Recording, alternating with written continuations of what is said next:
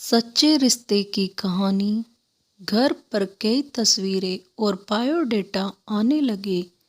उसमें से मुझे अंजलि देखते ही पसंद आ गई। बायोडाटा से पता चल रहा था कि वो अच्छी पढ़ी लिखी थी। मैंने अपने घर वालों से कहा कि मुझे लड़की पसंद है। हम लोग अंजलि के घर उसे और उसके परिवार को देखने गए। फिर जब अंजलि चाय लेकर आई तो वो मुझे उसकी तस्वीर से भी ज़्यादा सुंदर लगी।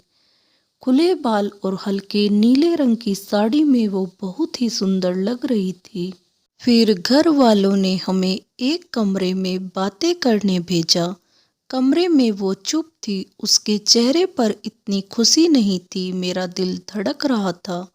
मुझे लगा कि उसे मैं पसंद नहीं हूँ। फिर मैंने ही बात शुरू करते हुए कहा कि आप क्या करती है। उसने मेरी तरफ घूर कर देखा और कहा कि आपने बायोडेटा देखा नहीं तो मंगाया क्यों था। उसकी बात सुनकर मुझे लगा कि वो मुझ में कोई इंटरेस्ट नहीं दिखा रही है। फिर मैंने उसे डायरेक्टली पूछ लिया कि आपको मैं पसंद नहीं हूँ। वो बोली मेरी पसंद की बात नहीं है, आप खुद मुझे नापसंद कर देंगे, मुझे पता है। उसने कहा अभी मैं आपको ऐसा कुछ दिखाने वाली हूँ कि आप वो देखते ही आप शादी के लिए मना कर देंगे। आपसे पहले दो को दिखाया, उन्होंने भी देखते ही मना कर दिया। यह कहकर उसने अपने खुले बाल जो पीछे थे उनको आगे किया।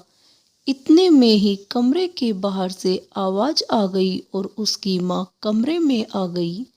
शायद उन्हें भी पता था कि वो हर लड़के के साथ ऐसे ही बातें करती है और कुछ बताती है। उसकी मम्मी ने कहा चलिए बाहर सब आपका इंतजार कर रहे हैं। अंजलि ने अपनी माँ की तरफ देखा। मैं बाहर आ गया और बाहर मेरी माँ और पिताजी ने भी मेरी शादी की जल्दी थी। वो भी मेरे मुंह से बस हाँ सुनना ही चाहते थे। मेरे आते ही मेरी माँ मुझे बाहर ले गई और पूछा कि क्या तुझे लड़की पसंद है। मैं मना नहीं कर पाया, लेकिन एक बात मुझे खटक रही थी कि आखिर वो क्या बताने वाली थी। उसकी मम्मी जिस तरह से जल्दी से कमरे में आई मुझे बाहर ले गई, लगा ऐसा जैसे वो हमारी बातें ही सुन रही थी। मैंने शादी के लिए हाँ कर दी। मेरे घर वालों ने उन्हें हाँ में जवाब दे दिया, लेकिन अब मैं एक दुविधा में था कि मैं क्या करूं। मैंने उससे बात करना चाहा, मैंने उससे नंबर नहीं मांगा था। मैंने अपनी मम्मी को कहा कि आप बात करें और उसका नंबर ले ले। मम्मी ने अंजलि की मम्मी से फ़ोन पर बात की और अंजलि का नंबर मांगा, लेकिन उन्होंने यह कहकर मना कर दिया कि अंजलि का फ़ोन अभी ख़राब है। मम्मी यह भी कह रही थी कि वो लोग शादी के लिए जल्दी कर रहे हैं। इन सब बातों से मेरे मन में कुछ अजीब सवाल आने लगे। एक शाम जब मैं ऑफिस में था तब मुझे एक अननोन नंबर से कॉल आता है। फ़ोन रिसीव किया तो अंजलि थी। वो बोली कि मम्मी ने मेरा फ़ोन ले लिया है, मैं कुछ बहाना करके अपनी फ्रेंड के रूम पर आई हूँ, उसी के नंबर से फ़ोन कर रही हूँ। क्या तुम मुझे अभी मिल सकते हो? मुझे वैसे भी उससे मिलना था। अंजलि के बताए एड्रेस पर मैं जल्दी से पहुंचा। वो उसकी फ्रेंड का रूम था। मैंने जाते ही पूछा उस दिन की बात अधूरी रह गई थी और तुम्हारी मम्मी तुम पर नज़र क्यों रख रही थी? अंजलि बोली मैं तुम्हें कुछ दिखाना चाहती हूँ, उसके बाद तुम्हारे सारे सवालों के जवाब मिल जाएंगे। अंजलि आज भी बाल खोल कर आई थी। वो पीछे मुड़ी और अपने खुले बालों को पीठ से आगे की ओर किया। तब मुझे पता चला कि वो क्या दिखाना चाहती थी। उसकी गर्दन पर एक टैटू था, सुयस नाम का। अंजलि बोली कि मैं एक लड़के से प्यार करती थी और हम दोनों शादी भी करना चाहते थे। मैंने उसी के नाम का टैटू करवाया था।